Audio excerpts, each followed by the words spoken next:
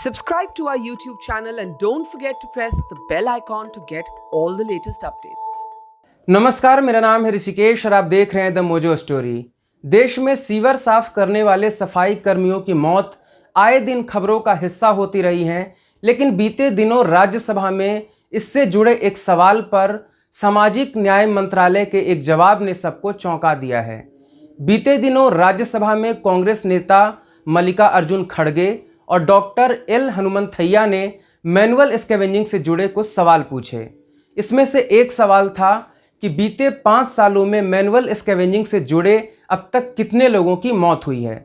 इसका जवाब देते हुए सामाजिक न्याय मंत्री रामदास अठावले ने कहा कि बीते 5 सालों में मैनुअल स्कैवेंजिंग के कारण अब तक एक भी डेथ रिकॉर्ड नहीं की गई है। सदन में सामाजिक न्याय मंत्री रामदास अठावले के इस जवाब के बाद अब इस दावे पर कई सारे सवाल उठने शुरू हो गए हैं।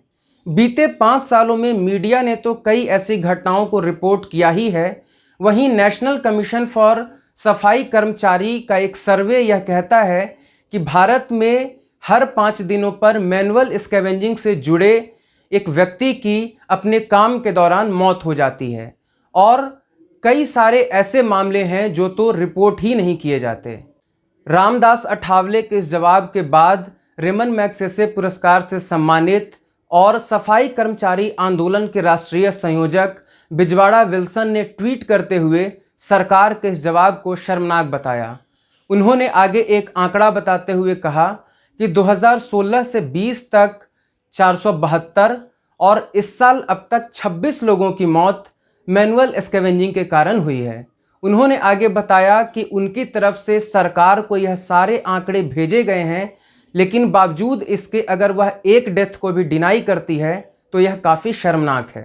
इसी साल फरवरी में केंद्र सरकार ने लोकसभा में एक स्टेट वाइज डेटा पेश करते हुए यह कहा था कि भारत में बीते 5 सालों में सीवर और सेफ्टी टैंक की सफाई करते हुए 340 लोगों की मौत हुई है।